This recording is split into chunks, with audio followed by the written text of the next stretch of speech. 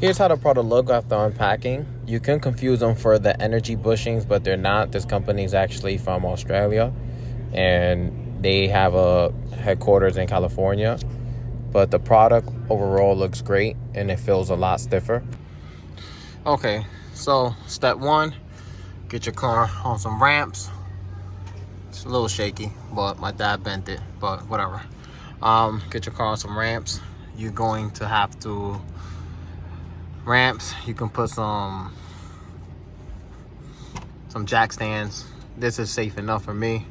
You're gonna remove this cover right here, which mine has 1 bolt, 2, 3, 4, and 1 plastic one, 5.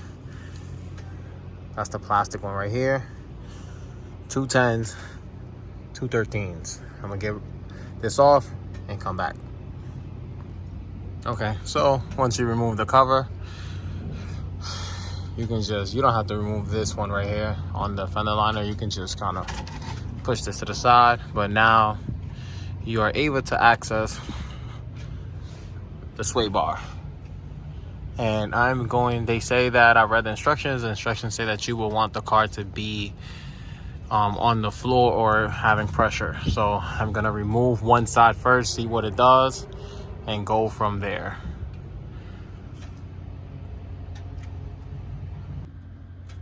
Okay, got one side off.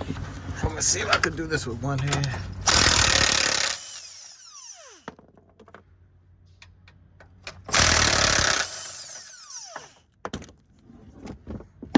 Wanna make sure you grab these screws. Okay, so it's pretty simple.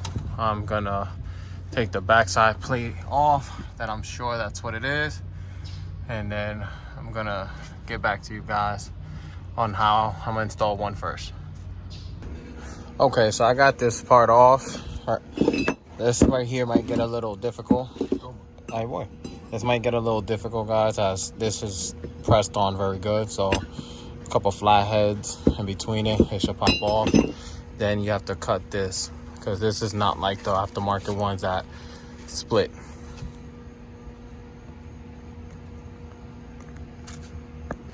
So guys, I was able to yank this off. This is how the OEM one looks.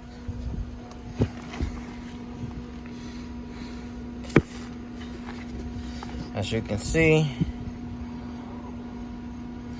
this one had like a metal casing inside. Don't know why they did it this way, but the aftermarket one does not need that. I'm gonna put this in, grease this up, and go to the passenger side. Here's how it looked to install. You gotta make sure it's seated correctly.